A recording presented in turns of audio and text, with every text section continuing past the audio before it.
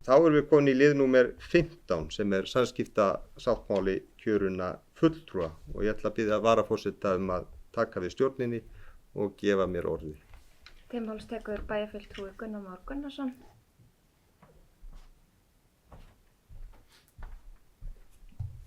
Já, ég vildi bara rétt hafa örlítinn inngang, en hér sem sé lagður fyrir samskiptasáttmáli kjörinna fulltrúa sem var fyrst samþykktur á fundi bæjarstjórnar Akureyrarbæjar 17. september 2019 og eins og ég segi, ef ég fæ að hafa örlítinn inngang fyrst, bæjarstjórn Akureyrarbæjar, hún samanstendur af 11 bæjarfulltrúum og í aðdraganda nýliðinna kosninga þá lögðum við sem erum hér inni, við lögðum okkur sjálf fram fyrir hinn títtnefnda dóm kjósenda, við lögðum fram persónu okkar en við lögðum líka fram áherslur og stefnumál og að baki þessum stefnumálum þá standa 7 fjöldahreyfingar og samanlagt þá hlutu þau framboð sem hér eiga sína fulltrúa samtals atkvæði 9.642 íbúa.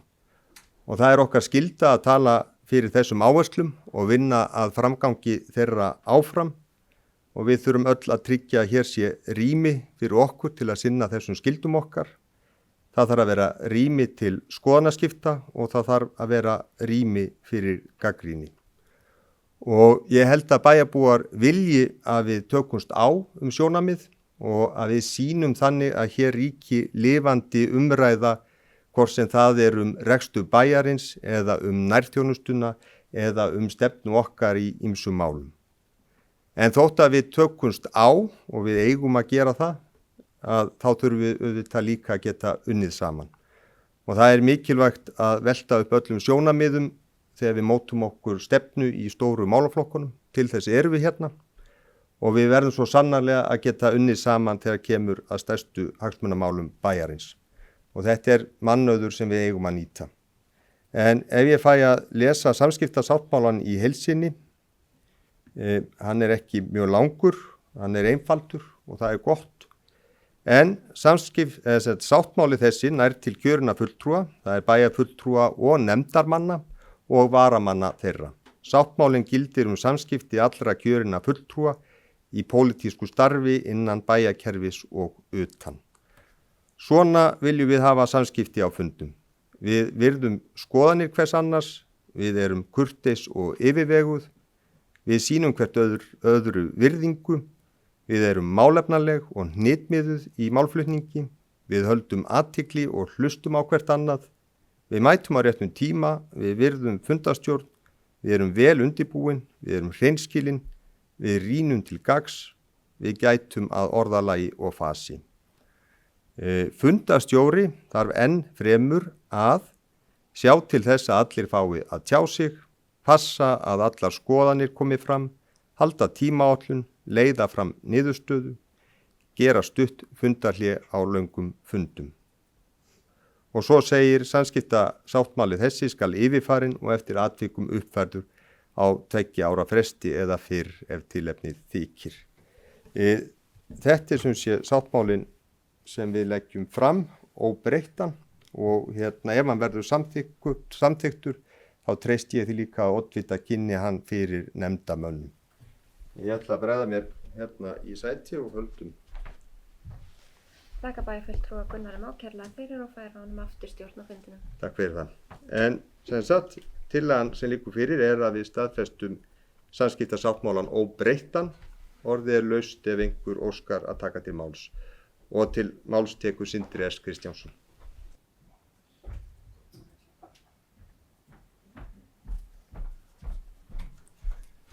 Já, ágæti forseti bæjarstjórnar, kannski byrja mál mitt á því óskaði til hamingju með kjöri hér rétt áðan á þessum fyrsta fundi þessar bæjarstjórnar sem og okkur öðrum öðrum bæjarfulltrúum sem ég ávarpa líka hér úr og óskaði ykkur til hamingju með kjörið. Mér langar að koma hérna upp og kannski hafa örfá orðum þennan samskiptasáttmála, kannski fyrst og síðast til að þakka forseta og meirihlutanum að hafa sett þetta á dagskrá þessa fundar. Eins og framkom í orðum forseta bæjarstjórnar Gunnars Más hér á undan, þá held ég að þetta sé mjög mikilvægt plagg í þeirri viðleitni að við sköpum hérna á kjörtímabilinu sem við erum öll að ganga inn í það svigrúm sem við held að við verðskuldum öll til þess að skiptast á skoðunum, að gagnrýna hvort annað, að takast á málefni og sjónarmið og leyfa okkur það bara án þess að það verði gert að einhverju, á þess að við förum að persónu gera það í einstaklingum eða málefnum. Ég ætla kannski bara að koma fram einni athugasemd sem snýra innihaldi sáttmálans og ég ætla ekki svo sem að gera neina tillögu breytingu hér, en ég ætla þá kannski bara svona að brýna það fyrir okkur að kannski hafa það til hliðsjónar og það eru orðin að rýna til gagns. Ég á persónulega mjög erfitt með þessi orð, þau hafa stundum verið nefnilega eru nýtt svolítið í því að setja gagnrýni í ákveði ljós, þar að segja ef að þú ert ekki að rýna eitthvað til að því sem einhver kann að meta til gagns, að þá eigi sú gagnrýni ekki rétt á sér. Það hægt að finna þetta ákveðna og talsverða umfjöllun. Ég fann nú bara hérna í stuttu undirbúningi fyrir fundi grein frá 2023 eftir professor emeritus Eirík Rögnvaldsson, þar sem hann aðeins fer yfir þetta inntak orðsins gagnrýni. Er þetta að rýna til gagns? Hvað er þetta? Og þetta er eitthvað sem virðist verða til svona á 8. og 9. áratugnum í umfjöllun einmitt gagnrýni, þar sem er verið að takast á þessi gagnrýni rétt á sér og svo framvegis. Professor Eiríkur gengur svo langt og í rannsóknum sínum í þessari grein að hann rekur orðið gagnrýni í íslensku tungu aftur til ársins 1896, þar sem Dr. Valtýr Guðmundsson skrifar í Eimreiðina greinina gagnrýni, þar sem orðið kemur fyrst fram. Og í þessari grein er augljóst að markmiðið með orðinu að setja fram orðið gagnrýni var ekki að taka orðið gagn upp sem gagnsemi eða eitthvað svoleiðis, heldur miklu frekar til þess að þetta væri eitthvað til að sýna fram á gagnsæi. Þannig að ég ætla ekki að hafa þetta mikið lengra, en ég ætlaði bara aftur að þakka fyrir þessa viðleitni meirihlutans og forseta að setja þetta á dagskrá og gefa okkur tækifæri að samþykkja þetta, en ég held að þetta verði okkur kannski smá til umhugsunar inn í kjörtímabili hvernig við horfum á orðið gagnrýni. Takk. Takk fyrir það. Þá hefur bæjarfulltrúi Sindri S. Kristjánsson lagt máli sínu, orðið er laust. Næst tekur til máls bæjarfulltrúi Jana Salome Ingibjargar og Jósefsdóttir.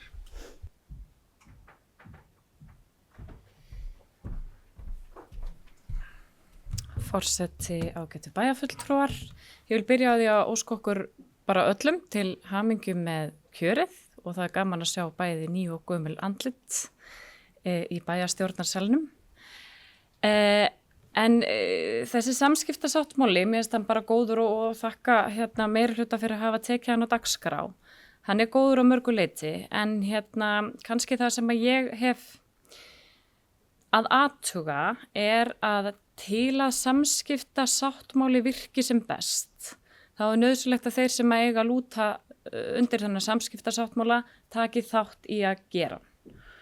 Þannig að ég myndi vilja sjá að vissulega við getum samþykkt þennan samskiptasáttmála hér og nú, en á næstunni myndi fara af stað einhver vinna þar sem við myndum setjast niður og aðeins skoða þetta í sameiningu, hvort sem það komi út úr því að þetta verði nákvæmlega eins plagg eða ekki, en allavega einhvern veginn, að því að við setjumst bara hér, lesum hann yfir fyrir fund og hvað gerum við svo við hann?